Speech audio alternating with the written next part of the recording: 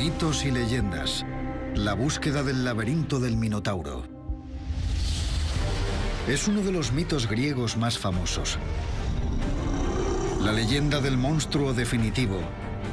Mitad hombre, mitad toro que se alimentaba de carne humana. El Minotauro era tan peligroso que para que no pudiera escapar estaba preso en las profundidades de la tierra, dentro del laberinto. Pero entonces llegó un gran héroe, Teseo. Se aventuró a llegar al corazón de su guarida y mató a la bestia. Durante miles de años se creyó que no era más que un cuento. ¿Pero podría ser cierta la historia del laberinto, Teseo y el Minotauro? Existe una realidad física histórica en la que se basan estos mitos griegos. Un arqueólogo inglés estaba decidido a mostrar que el mito era un hecho. Llegó a obsesionarse con la idea del toro y el laberinto. Y mientras lo buscaba, descubrió una civilización perdida. Las fronteras entre lo prehistórico y lo histórico ya no eran inamovibles. Esta es la historia de Arthur Evans y sus esfuerzos por hallar la guarida del Minotauro. El laberinto.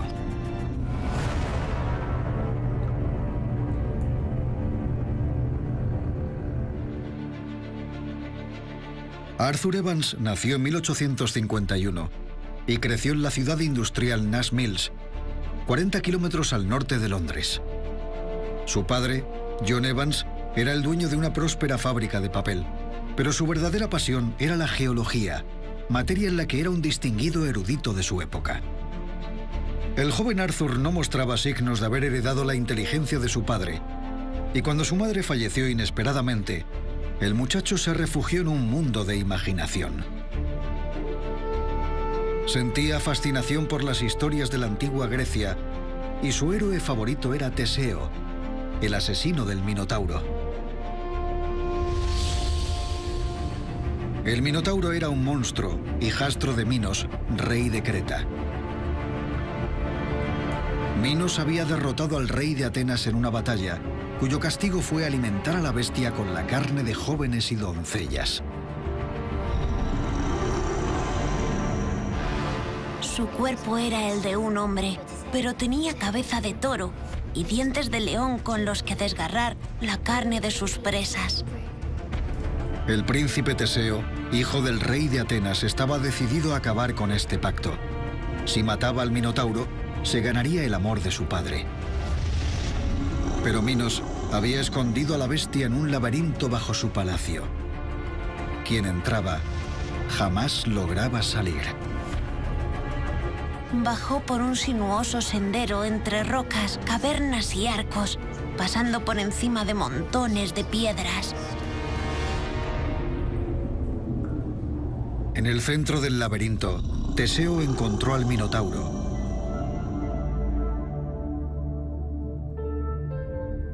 Y se enfrentó a él.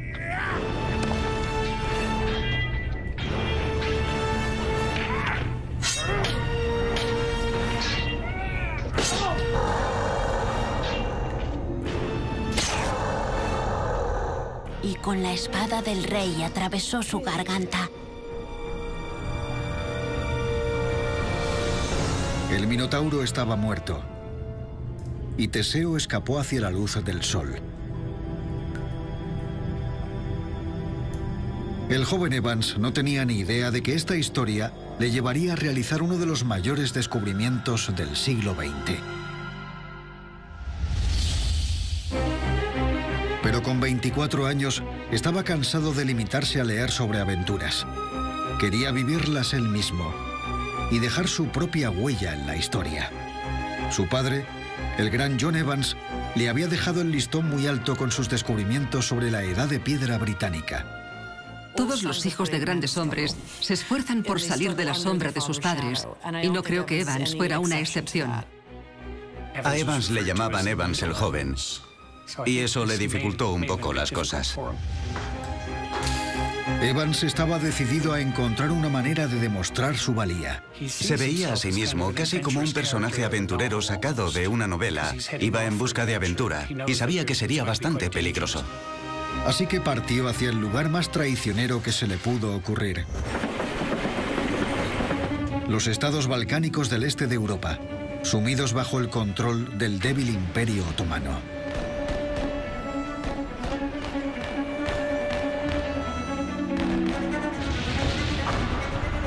Pero no salió según lo planeado. Evans fue arrestado bajo sospecha de ser un espía ruso. Fue liberado, pero volvió a ser encarcelado y finalmente liberado por fomentar la rebelión. Por fin había vivido aventuras, pero seguía sin aliento en la vida. De vuelta en Inglaterra, le costó encontrar trabajo, hasta que en 1884, gracias a sus contactos familiares, consiguió un puesto mal pagado a las afueras de Oxford. Se convirtió en encargado del Museo Ashmolean y era responsable de una colección abandonada de desvencijadas antigüedades. Puede que no hubiera mucha acción, pero era el sitio ideal para dedicarse a su pasión por la historia antigua, y confiaba en encontrar un tema de estudio que le permitiera igualar los logros de su famoso padre.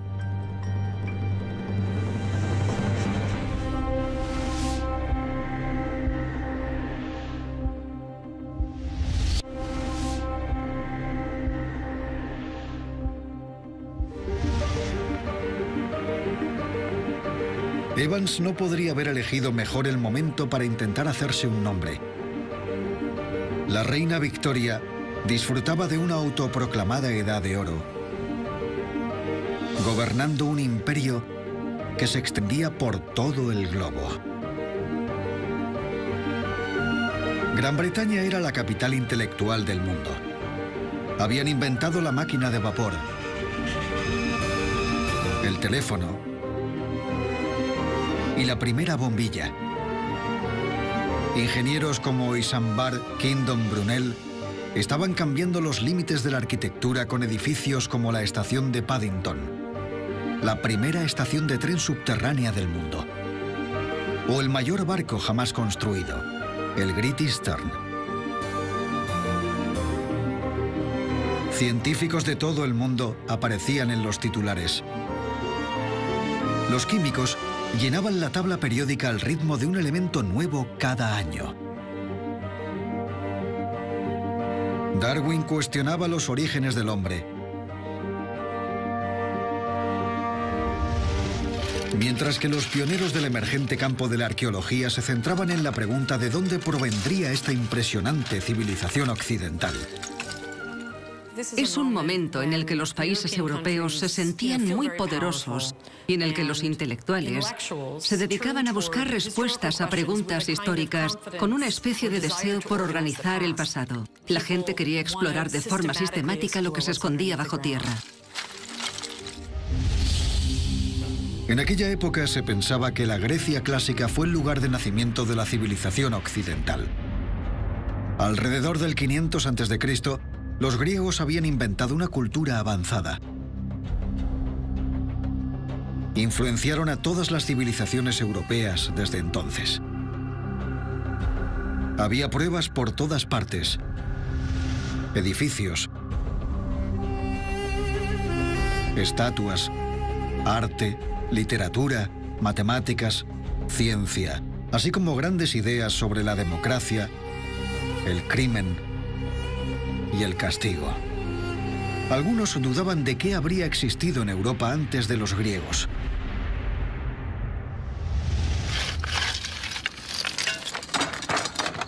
Hasta que la arqueología empezó a desmentir creencias tradicionales. Evans había quedado cautivado por las noticias de que Heinrich Schliemann, un arqueólogo alemán que había ido en busca de la legendaria ciudad de Troya, la había encontrado en una colina turca. Todo el mundo pensaba que era un mito. Se lo comunicó al mundo: mirad, he descubierto Troya. El antiguo poeta griego, Homero, había hecho famosa esta historia. Relataba cómo Paris de Troya se había escapado con Helena, reina de Esparta, desatando una sangrienta guerra entre troyanos y griegos.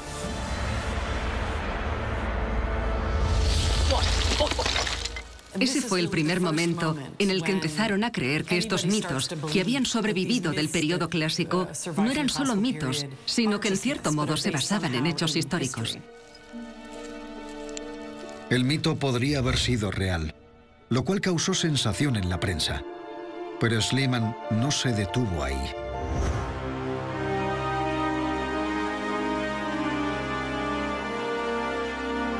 Fue a la fortaleza de Micenas, en Grecia, donde afirmó haber descubierto la tumba dorada de su legendario rey, Agamenón, que lideró los ejércitos griegos durante la guerra de Troya. Dentro de la ciudad encontró tumbas ricamente adornadas. En una había una máscara de oro.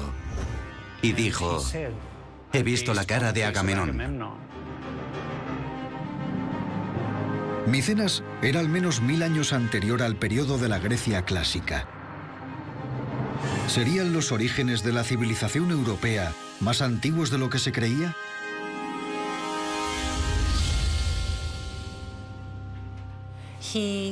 Así confirmó que existía una realidad física histórica en la que se basaban estos mitos griegos, y eso era extraordinario. Evans no estaba convencido de que los descubrimientos de Schliemann fueran suficientes para reescribir la historia. Así que en 1883 fue a ver los famosos tesoros. Pero Evans pronto se dio cuenta de que Schliemann iba por buen camino. Los tesoros claramente habían sido creados por manos increíblemente habilidosas. Junto a la impresionante arquitectura y el arte, eran prueba de la existencia de una avanzada cultura antigua. Empezó a pensar lo genial que sería encontrar una civilización anterior a la griega, que fuera la base de la era clásica.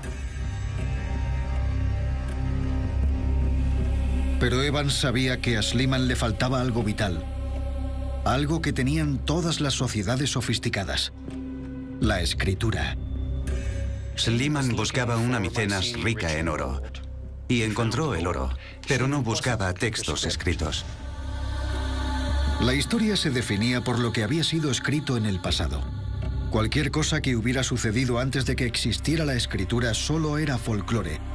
Si las historias de antiguas batallas y reyes mitológicos hubieran sido reales, la gente que viviera en aquella época lo habría registrado por escrito. Habrían necesitado textos para construir palacios y fortalezas o para diseñar impresionantes joyas. Entre las ruinas de Troya y Micenas, tenía que haber algún escrito. Sin él, no había prueba histórica de que los habitantes de Micenas fueran los fundadores de la civilización europea, en lugar de los griegos clásicos. Un par de edificios y una tumba. Bien, sin un lenguaje, ¿qué tienes? Pues no mucho. Evans vio su oportunidad. Si podía encontrar un escrito prehelénico, cambiaría de un solo golpe la historia europea.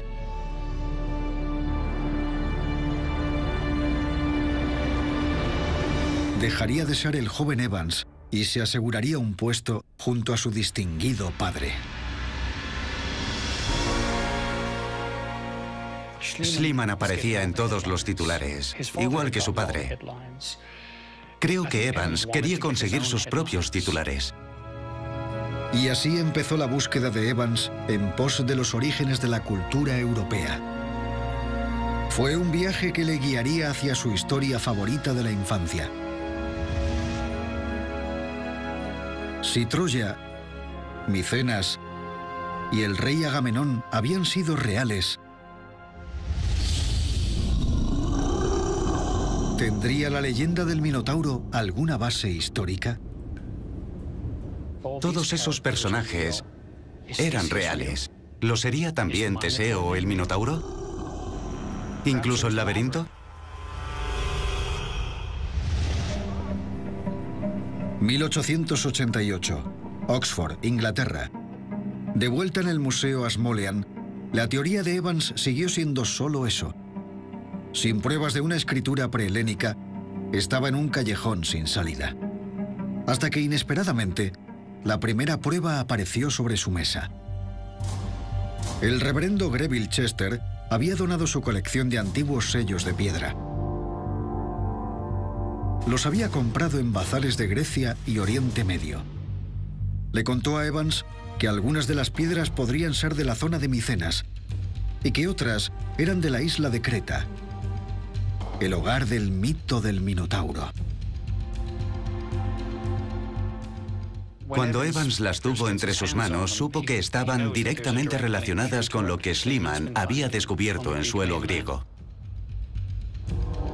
Eran pequeñas piedras semipreciosas, jaspe rojo y verde, amatista y cornalina, usadas para sellar documentos, dejando su marca en barro o cera, como una firma. Mientras las examinaba, Evans vio que tenían talladas imágenes y símbolos diminutos que no había visto jamás. Hasta entonces, esas piedras habían sido coleccionadas como curiosidades por turistas ricos en sus viajes. Pero Evans se preguntaba si las imágenes podrían ser la escritura antigua que andaba buscando. Una en concreto fascinó especialmente a Evans. Se trataba de una piedra prismática, es decir, que en cada lado tenía una talla diferente y dejaba, por tanto, una impresión distinta con cada lado. Evans se pasó mucho tiempo observándola y creo que es una de las pruebas que hizo que Evans creyera en la existencia de un idioma escrito. Las piedras eran una prueba de que podría haber existido una escritura previa a la de los griegos, pero Evans sabía que necesitaba mucho más que unas piedras para identificar un sistema de escritura completo, y si era un texto tenía que demostrar que era anterior al alfabeto griego.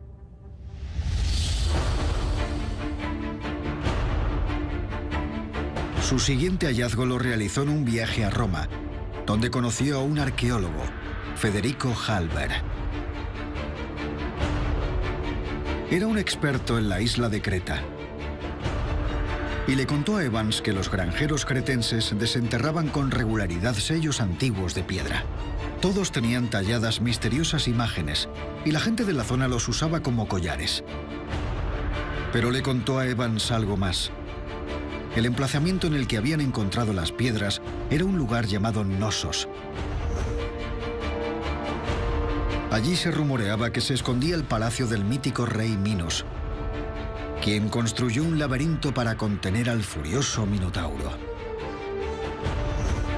Evans estaba intrigado. Se le ocurrió que el origen del primer sistema de escritura europeo podría estar relacionado con el mito del Minotauro.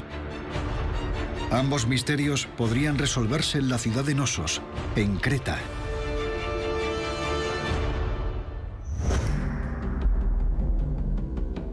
Pero antes de poder ponerse a excavar, quería descifrar los secretos de los sellos. Y para demostrar que los símbolos pertenecían a una civilización prehelénica, necesitaba más. Un viaje a Atenas fue muy fructífero. Allí encontró piedras iguales a las gemas del museo en un mercadillo cerca de la Acrópolis. Los vendedores le aseguraron que procedían de Creta. Pero los símbolos desconcertaron a Evans. Veía pictogramas de animales, personas y símbolos más abstractos que aparecían en grupos, como los jeroglíficos egipcios. Pero únicos. No había modo de saber cómo se leían o qué significaban. ¿Pero tendría ante sí una escritura prehelénica? Sabía que significaban algo, que contarían una historia, y quería ser la persona que la descifrara. Evans tenía que llevar su investigación un paso más allá, y eso significaba viajar al origen de esos sellos, Creta.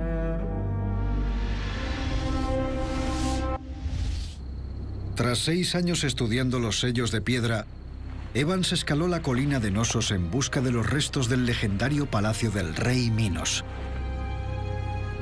el hogar del temible Minotauro.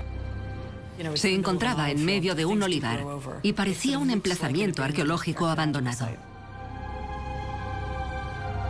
Bajó a una de las zanjas, que eran muy profundas, y al fondo encontró los muros.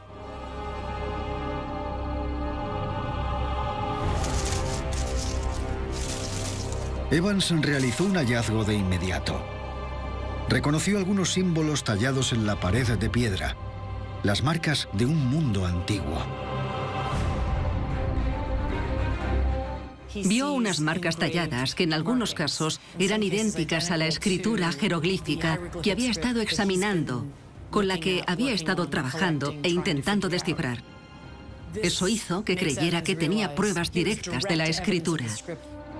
Una pared estaba tallada con símbolos que Evans había visto en algunos de los sellos. En su mente no cabía duda alguna. Estaba convencido de ir tras la pista de la primera escritura europea. Entonces hizo otro descubrimiento que avivó aún más su imaginación. De repente todo fue real para él, porque vio lo que llamamos un hacha doble. El hacha de doble filo, también llamada labris, era un arma antigua y, según algunos, el símbolo sagrado de una encarnación anterior del rey de los dioses griegos, Zeus. El mito hablaba de la alianza de Minos con Zeus. Evans estaba convencido de que esta marca demostraba que el edificio había sido el palacio de Minos. Creía que la palabra labris era muy parecida a la palabra griega para laberinto. ¿Habría una conexión? ¿Sería ese el primer paso para descubrir la verdad sobre la leyenda del Minotauro? Para desenterrar los secretos de Knossos, Evans tenía que obtener acceso permanente al lugar. Comprendió que tendría que comprar las tierras. Sobre aquella colina de Knossos, Evans se dio cuenta de que para superar a sus contrincantes, tendría que comprarla como había hecho con las piedras y tendría que ser el dueño del lugar. Así que intentó adquirirlo. Evans dejó a un agente local a cargo de la compra y regresó a Oxford para hacer un anuncio.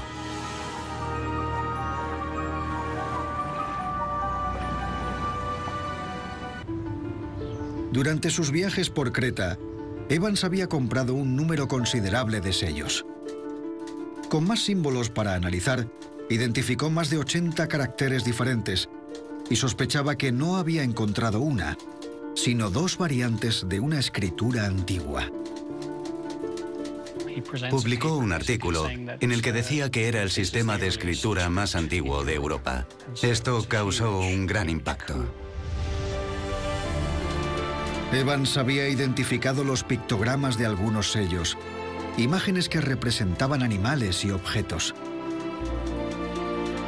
Pero otras piedras tenían símbolos abstractos tallados en líneas, un texto lineal. Evans se preguntaba si sería la aparición de un alfabeto. Para los expertos europeos de 1894, la idea de que fuera un alfabeto muy antiguo que usaran los habitantes de Micenas era todo un avance, porque formaba parte de su definición de civilización. Si eras civilizado, escribías tu historia. Fue impactante. Era una publicación que afirmaba que existía un lenguaje por descubrir que él había sacado a la superficie. Evans se convirtió en una figura importante de ese campo.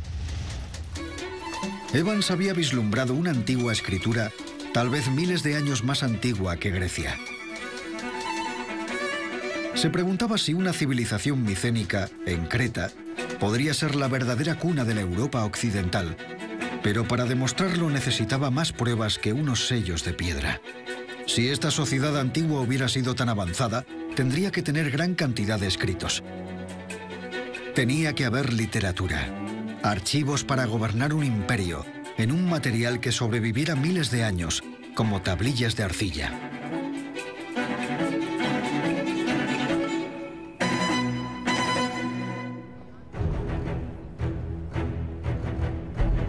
Evans esperaba noticias sobre la compra del terreno.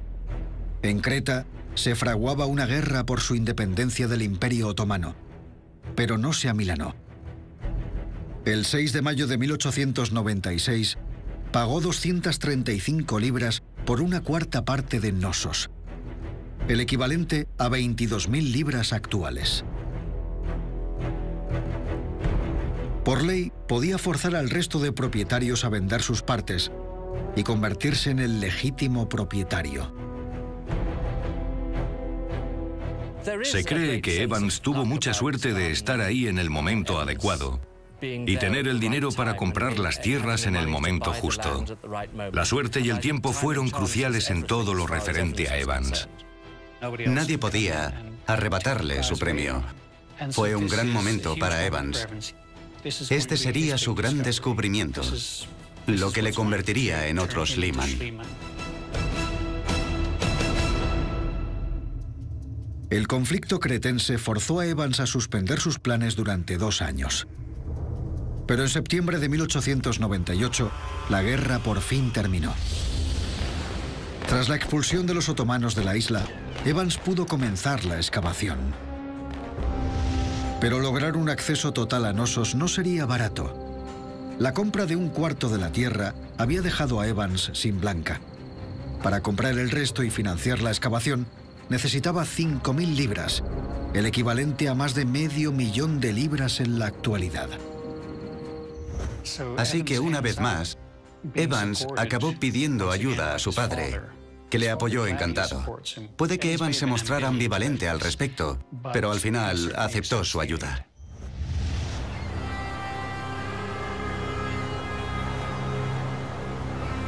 ...1900, Creta. Tras una larga travesía en barco, Evans llega a la costa. Ahora era el dueño legítimo. Pero después de 16 años como encargado de un museo, está totalmente fuera de su elemento. Evans sabía que no tenía la experiencia necesaria para dirigir un proyecto de ese calibre. Puede que se sintiera un poco abrumado. Necesitaba a alguien con experiencia. Necesitaba a alguien que hablara el idioma local, que pudiera manejar a un gran número de trabajadores y documentar cualquier hallazgo. Conocía al hombre adecuado para el trabajo.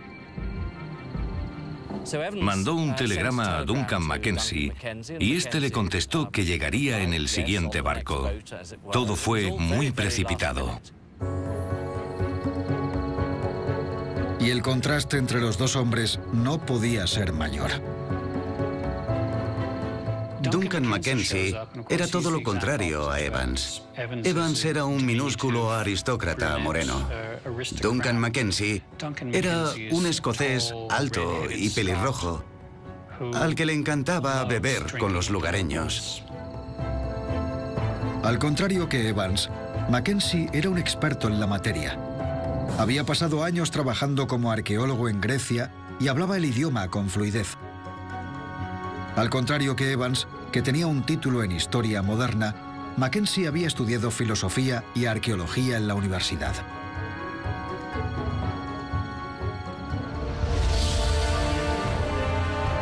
Mackenzie contrató excavadores y el grupo partió hacia Knossos. Era un momento que Evans llevaba 6 años imaginando. A las 11 de la mañana, los hombres ya habían levantado una tienda principal prestada por el ejército británico y habían izado la bandera de la Unión para que nadie dudara quién estaba al mando. Antes del mediodía ya estaban sacando tierra de la colina.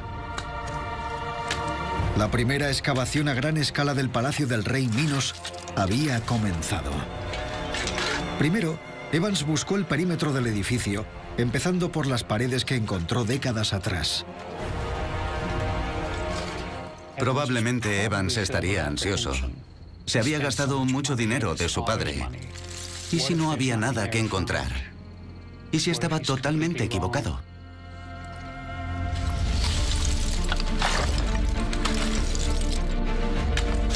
Pero en cuanto Evans excavó en terreno virgen durante la segunda semana, encontró un filón.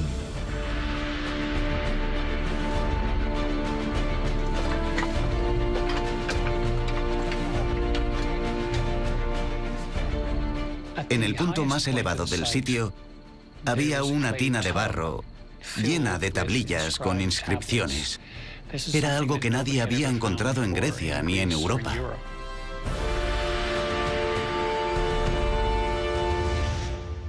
Evans descubrió cientos de tablillas de arcilla, muchas rotas, con una escritura tallada, un texto similar al de los sellos, pero mucho más avanzado. Evans lo llamó Lineal B. Estaba en tablillas de arcilla, no de piedra, lo que indicaba que es una especie de lenguaje de uso cotidiano. Reconoció algunos de los símbolos, pero no todos, y se dio cuenta de que era mucho más complejo de lo que pensaba. Era fascinante. Y además, el descubrimiento de la cerámica significaba que Evans podría datar las tablillas de arcilla. Ese mismo día, localizaron una vasija, un tipo muy específico de recipiente que Schliemann había encontrado en gran número en Micenas. Así que conectaba de manera inequívoca la cultura que Evans estaba desenterrando en Knossos con la que Schliemann halló en Micenas. La cerámica era del mismo estilo que los hallazgos micénicos encontrados en el continente y databan del año 1400 a.C. La escritura lineal B era al menos 900 años más antigua que la de la Grecia clásica. Para Evans, esto probaba que los micénicos de Creta habían inventado la cultura europea y no los griegos clásicos, más recientes.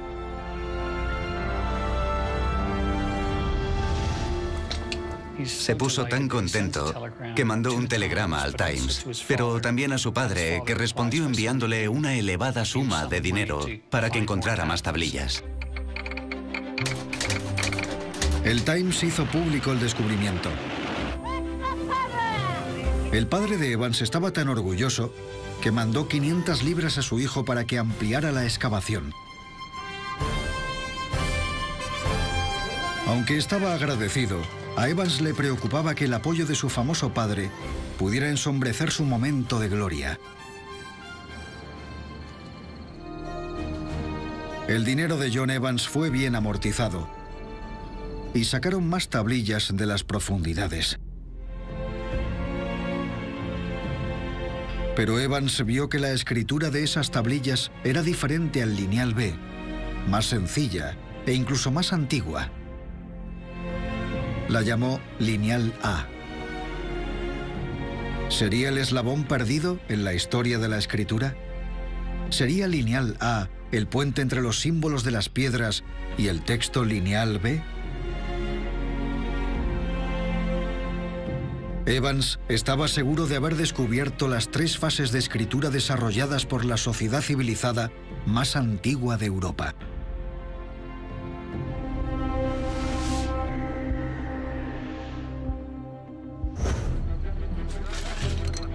Evans estaba decidido a llegar más lejos. Quería descubrir la raíz del mito, encontrar el laberinto y al Minotauro. 3 semanas después, los trabajadores estaban excavando en una sala llena de escombros cuando encontraron un fragmento de un mural que representaba la pezuña de un toro. Esto hacía referencia al Minotauro. Era donde Teseo fue a luchar. Tenía pruebas tangibles entre sus dedos que relacionaban el sitio con la historia mitológica. Era la primera vez que Evans vislumbraba lo que podría ser el Minotauro. Pero ¿dónde estaba el mítico rey? En la misma sala, Evans realizó un descubrimiento más notable aún. En la pared opuesta al mural había un imponente asiento de piedra. Dijo, he encontrado el primer trono de Europa. En Europa los tronos son muy importantes y Evans había encontrado el primero. Debió ser una extraordinaria confirmación para Evans con todos los riesgos que había asumido. Para Evans, no cabía duda de quién era su dueño. Se convirtió en el trono de Minos. El laberinto y todo lo demás estaba relacionado con Minos, el Minotauro y Teseo. Pero todavía no había ningún laberinto.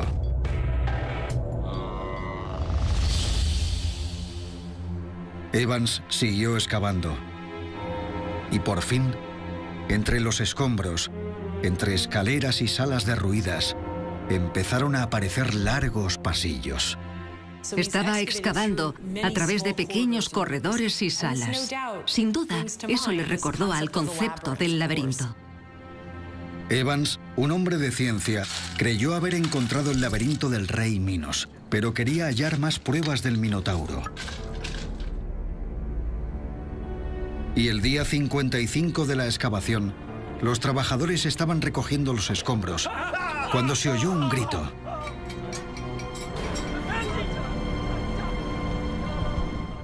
Encontraron un fresco con una cabeza de un toro en relieve, que mugía con la lengua fuera. Se asustaron mucho porque para ellos era la imagen del demonio.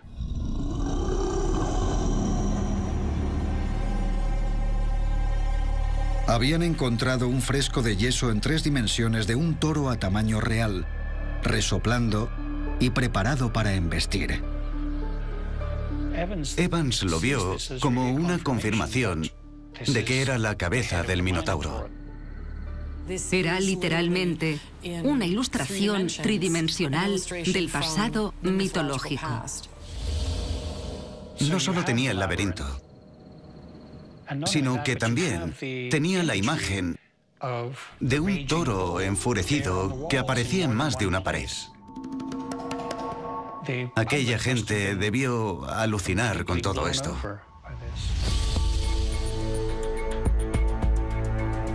Evans tardó 31 años en desenterrar el colosal edificio en Knossos. Ocupaba una superficie de 22.000 metros cuadrados, el equivalente a 3 campos de fútbol.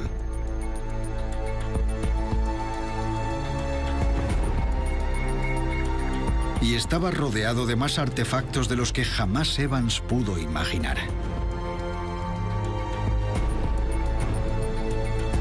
Knossos era una maravilla de la ingeniería. Con un enorme patio central, una gran escalera y una de las calzadas más antiguas y mejor conservadas de Europa. Un complejo sistema de acueductos, un sistema de desagüe e incluso el primer retrete con agua corriente del mundo.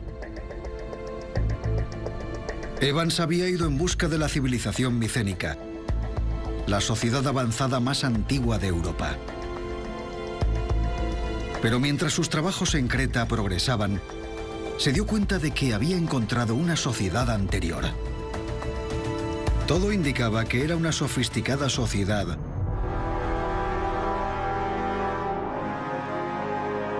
que había florecido alrededor del 2700 a.C.,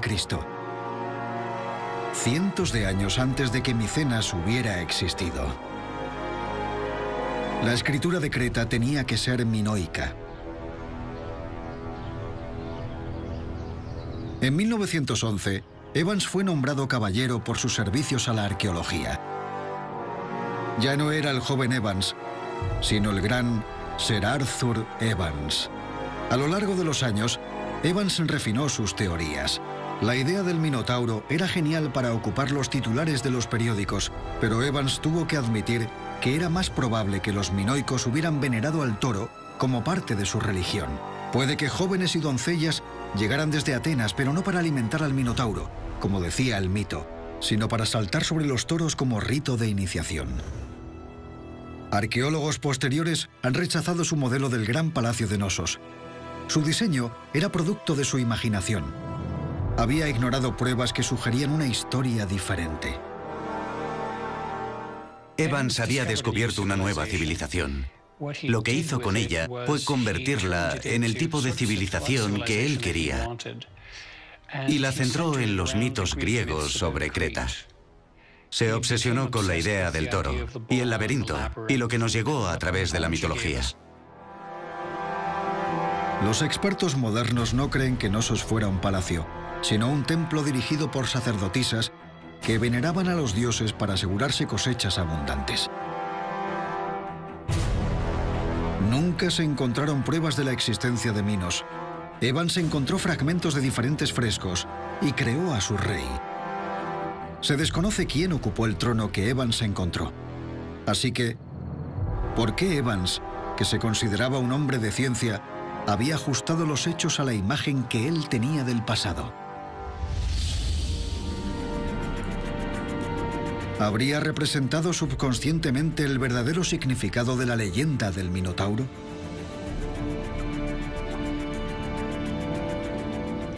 Para los antiguos griegos, el Minotauro y el laberinto era algo que había que superar. En cierto sentido, formaba parte de ellos mismos. ¿Habría perdido Evans su objetividad debido a su necesidad psicológica de superar a su padre? ¿Se habría visto impulsado por el mismo deseo que su héroe, Teseo, ganarse la admiración de su padre? Evans cometió errores, pero fue el primero en reconocer la importancia de los sellos de piedra, y su hallazgo de las tablillas de arcilla transformó nuestra comprensión de los orígenes de la civilización europea. Tras su muerte, en 1941, Lineal B, la escritura avanzada de las tablillas de arcilla, por fin fue traducida. Se trataba de un sofisticado sistema de escritura con 187 caracteres. Las tablillas registraban la propiedad de las tierras locales y las ofrendas que realizaban al templo de Nosos.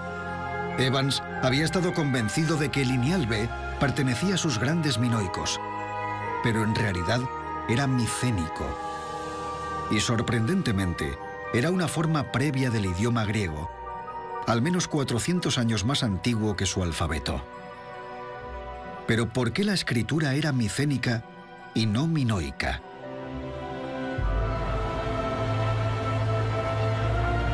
Los expertos actuales creen saber lo que ocurrió. Los minoicos de Creta desaparecieron alrededor del año 1450 a.C.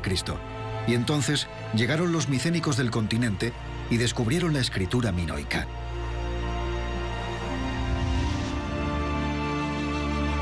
Los minoicos llevaban siglos escribiendo. Su escritura había empezado como pictogramas y jeroglíficos tallados en sellos de piedra, y había evolucionado hasta convertirse en un texto más complejo escrito en líneas, Lineal A.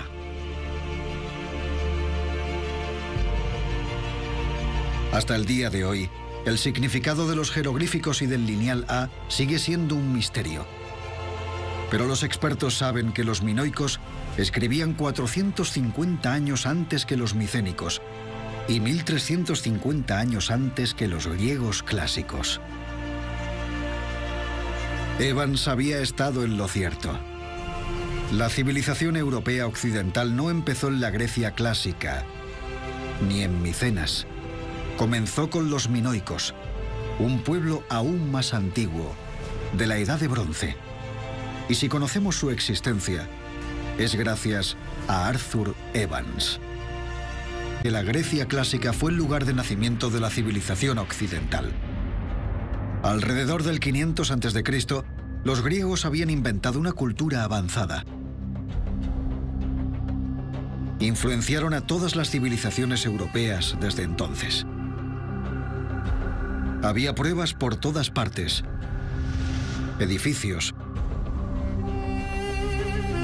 estatuas, arte, literatura, matemáticas, ciencia, así como grandes ideas sobre la democracia, el crimen y el castigo. Algunos dudaban de qué habría existido en Europa antes de los griegos.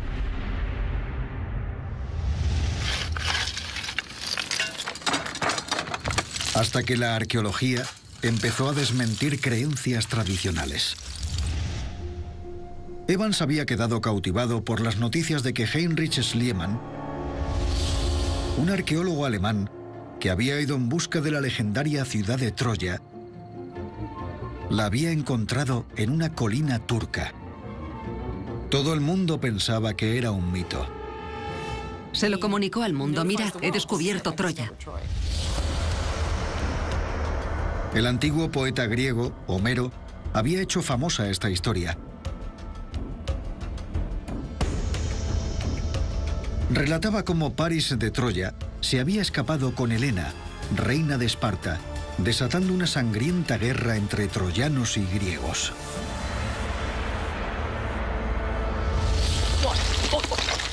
Ese fue el primer momento en el que empezaron a creer que estos mitos, que habían sobrevivido del periodo clásico, no eran solo mitos, sino que en cierto modo se basaban en hechos históricos.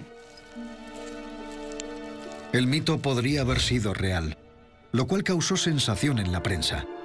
Pero Schliemann no se detuvo ahí.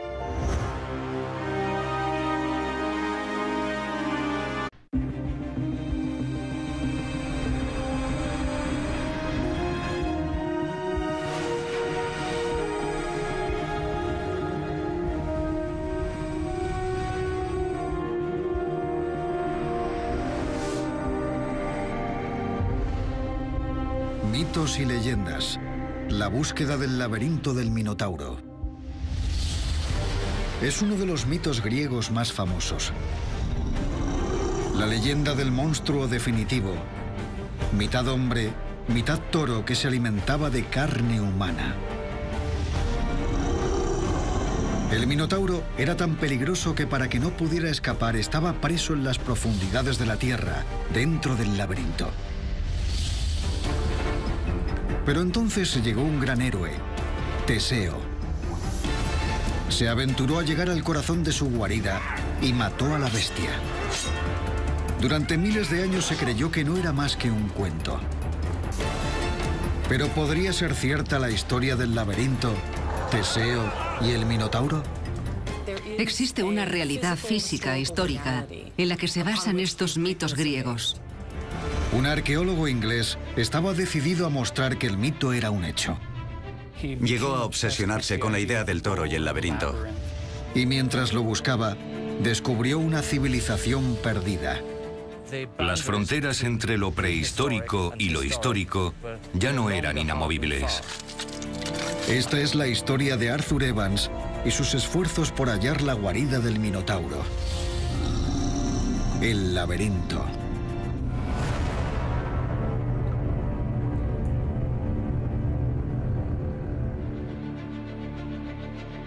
Arthur Evans nació en 1851 y creció en la ciudad industrial Nash Mills, 40 kilómetros al norte de Londres.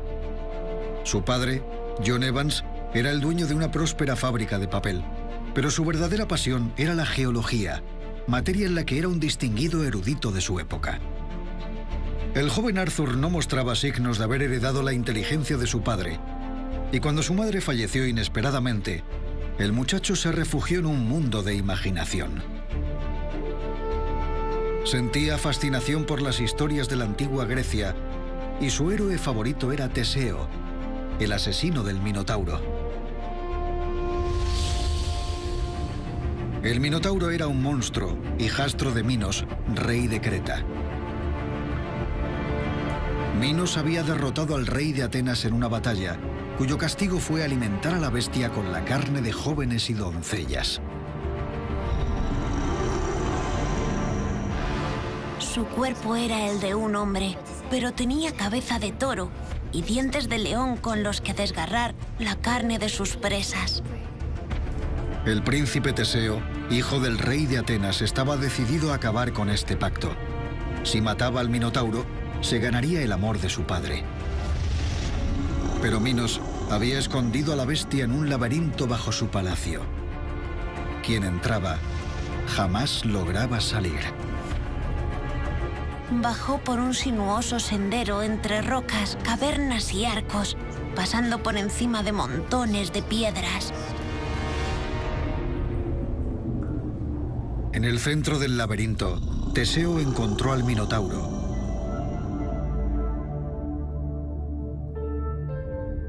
Y se enfrentó a él.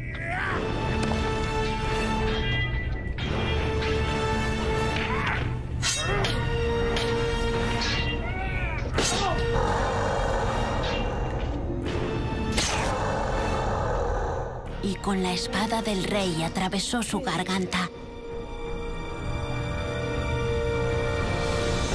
El Minotauro estaba muerto. Y Teseo escapó hacia la luz del sol. Dedicarse a su pasión por la historia antigua y confiaba en encontrar un tema de estudio que le permitiera igualar los logros de su famoso padre.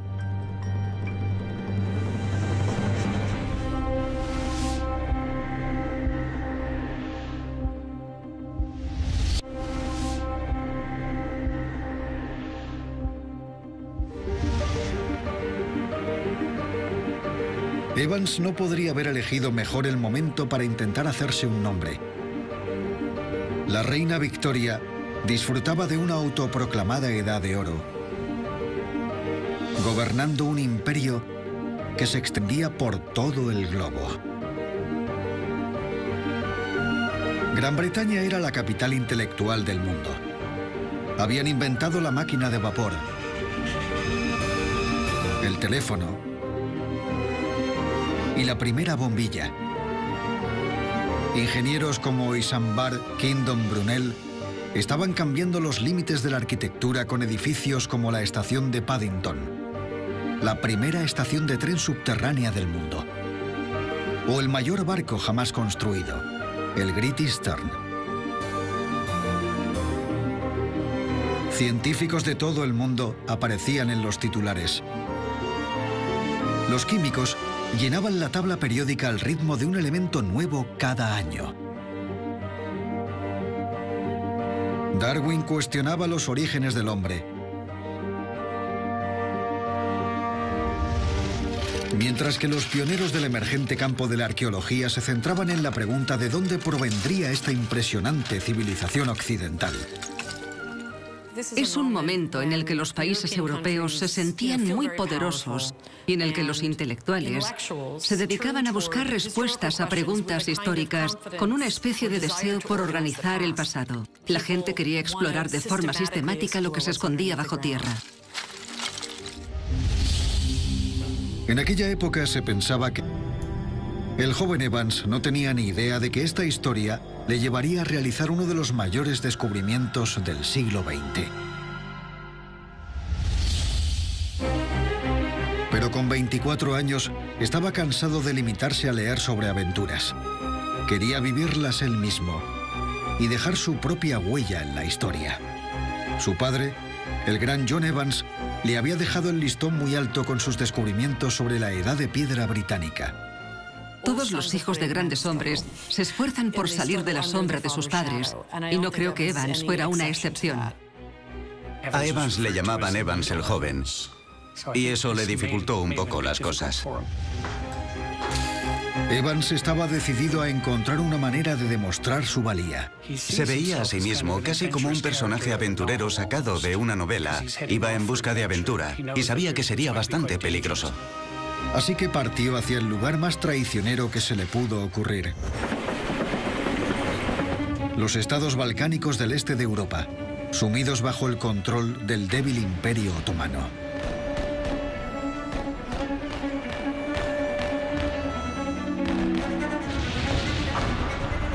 Pero no salió según lo planeado.